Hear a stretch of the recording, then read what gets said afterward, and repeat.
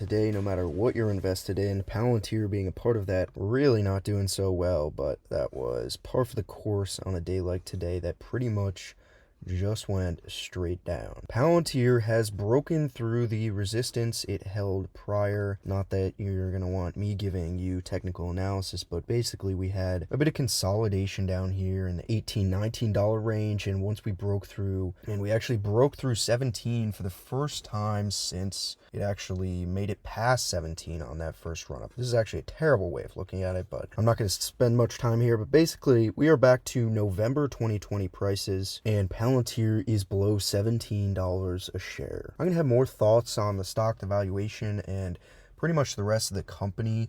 I'll be speaking with Dave Lee tomorrow on Dave Lee's channel, so I'm excited about that. We'll get to hear his thoughts as well. I'll save the broader discussion for that. So basically what I want to cover today is Palantir appearing at CES, not really appearing, but more so actually getting business done, which is a great look.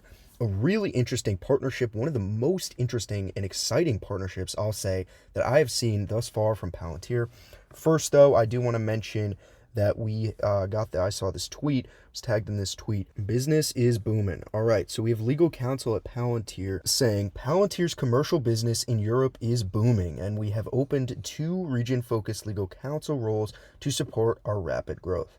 Now, we love to hear that, but of course, more anecdotal than anything else, so can't really take that with anything less than a grain of salt. I thought that was worth noting since this is an employee for Palantir. So now before I show you the video that corresponds to this, and that's the reason why I had waited to make this video explaining the partnership, is I was waiting to see if there was a corresponding video. There is. We're going to get to hear from Sham, and we actually have a quote from Alex Karp at the bottom, but I'm getting a little ahead of myself. We have Hyundai Heavy Industries Group and Palantir Technologies to establish a big data platform for HHI Group's core business. So there are 2 pieces to this. There's the first piece, which is HHI is actually going to deploy Palantir Foundry for that big data platform, but then the other half, which is actually what's going to drive the actual importance for Palantir here, the reason they're doing this partnership, because they're not getting a lot of money for it, $25 million. But the reason they're doing this is they're actually doing a joint venture to commercialize a big data solution. Now, commercialize meaning they'll be able to leverage what they make and what they build in the future, which will be exciting to see. Very interesting to see Palantir pairing up with a heavy hitter here to develop something because they really have, industry, it's in their name. They have the industry expertise, and they're the ones you would go to, right? If you're going to say, we want to develop this alongside you, and we want to get it right so that we can commercialize this together. So once again, a big data platform for HHI's core businesses, including shop building and offshore engineering. So then they're going to do this joint venture to promote the big data business, platform business, in the medium to long term. So not anything in the short term, but wanted to mention that. So the reason I see this as such a big deal is because they had a signing ceremony for this contract, for this partnership, or whatever you want to call it. And it was at CES 2022, Consumer Electronics Show. It's always the big event at the beginning of the year. Lots of exciting stuff gets announced there. And basically they had the CEO of HHI Holdings, and then we had a bunch of other people there, and of course executives of Palantir. So really a ceremony like this does not happen for no reason. I think this is a very important, crucial partnership as far as I can tell from the announcement here, from the press release that we're looking at, and I think the coming together of these figures really signifies that. So HHI Group will provide the affiliates process expertise, as I was just saying, and sales know-how, whereas Palantir will offer software and development personnel. Once the big data platform for each affiliate is built, the 2 parties plan to create a joint venture that specializes in developing and selling big data platform services. So that's how Palantir is going to be making money on this. All processes from design to production are connected in real time to build a shipyard that enables smart work management, where Palantir's Foundry data platform is applied. So a little bit of background there. Now we had the CEO of HHI saying, we expect this partnership with Palantir Technologies to substantially improve the competitiveness of core businesses of the group. It will be an important turning point in innovation of organizational culture that changes the way we work using data. So this is the most bullish thing out of this entire announcement. We have this partner that wants to work with Palantir says working with Palantir will substantially improve the competitiveness of their businesses. I don't know how else you could say that, right? This is exactly what Palantir is all about. This is the reason they're saying they generate alpha. This is why you should work with us. So that really is amazing to see that backed up. And now we have a quote from Alex Karp. And I don't think I've ever seen a quote from Alex Karp on one of these press releases. It's usually Shyam Sankar, which is great. But again, highlighting the importance of this announcement is the CEO of Palantir leaving a comment on this specific deal being made. He says, HHI Group shaped one of the most significant industries of the 20th century and is absolutely vital to the lives we lead. We are deeply grateful for the opportunity to partner with a company that is not only a leader among the world's industrial giants, but one whose continued growth and success are critical to our collective welfare and security. So there you have it, Alex Karp. Let's hear from the COO of Palantir. That would be Shyam Sankar. He got on Bloomberg Technology, the YouTube channel. Well, this was just on Bloomberg, but this is I'm replaying it for you. I'll go ahead and play the relevant portion, cut out what's not relevant, but here you go, the COO explaining it himself. Thank you, Shyam. This partnership is very exciting. It represents our first major expansion into Korea here. We're working with Hyundai Heavy here to drive the digital transformation of their entire business. This is the largest shipbuilder in the world. Just true feats of engineering, the scales of these ships that they're producing, a new ship every 8 months, and everything from how do I produce these ships better, faster, cheaper? How do I manage them in the aftermarket once we've sold them? And I think perhaps most excitingly, how do we introduce autonomy into ship transportation today? 80% of all accidents are actually human error. And this is a big opportunity for the world, for commerce, for economies. What does this mean for Palantir's business, and how will it help you expand internationally? Well, it really builds on our track record of working with industrial companies. I would say Skywise, the aviation ecosystem that we built with Airbus, was quite revolutionary. It brought together the 15 largest suppliers in aviation with 150 airlines. It generates billions of dollars of value for the aviation ecosystem.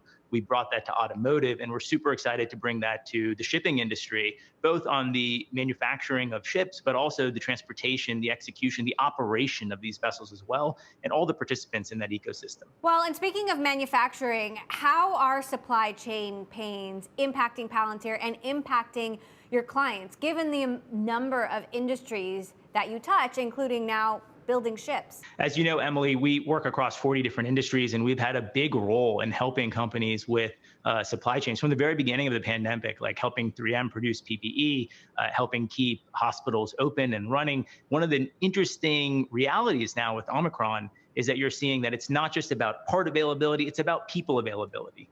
You see that hospitals are struggling to have full levels of staffing. And that is actually, in a holistic sense, a supply chain problem. So we are helping people manage parts and people together.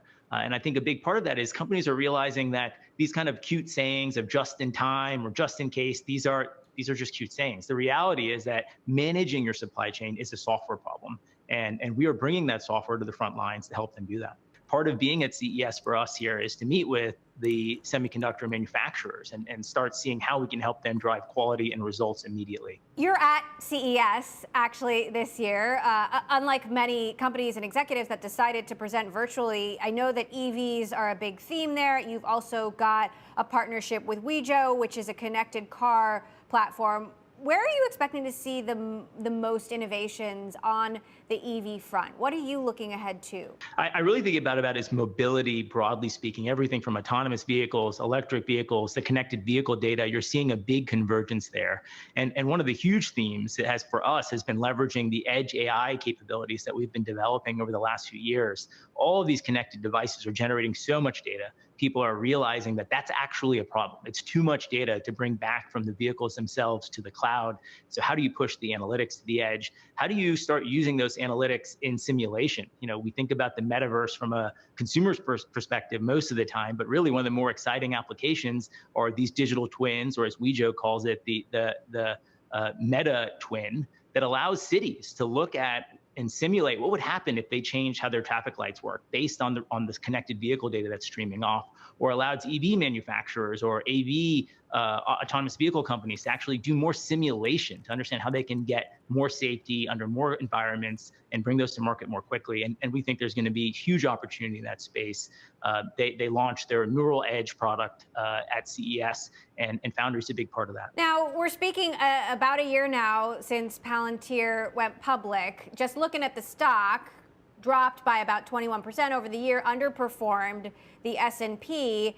Do you see that turning around in 2022? What's your outlook ahead? We guided in Q4 to 40% growth in 21. Pretty excited about that. Pretty excited about the fundamentals of the business. Over $400 million of cash flow is our guide.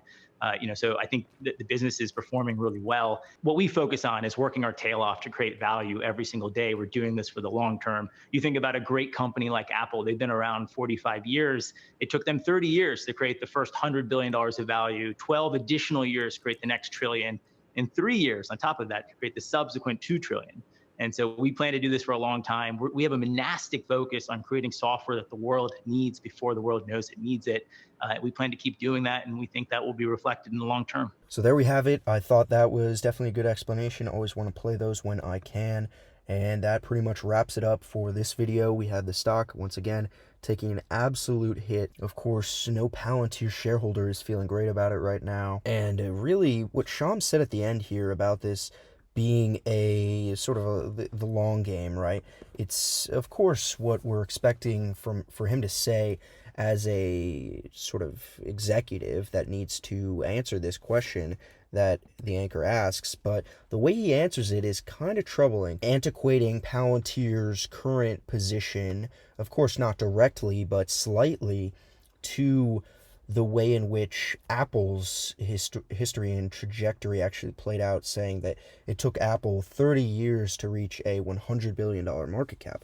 Now, Palantir's at a $34 billion market cap, so I really hope you're not saying or implying by any stretch that it would take any number of decades to get to a $100 billion valuation. That kind of put me off. I know that's not what he's trying to say, but pretty much what he's saying is if you're focused on the long term, the scale is really so much bigger. So that's where I'll leave it. Let me know your thoughts on that and the rest of the video. Until next time.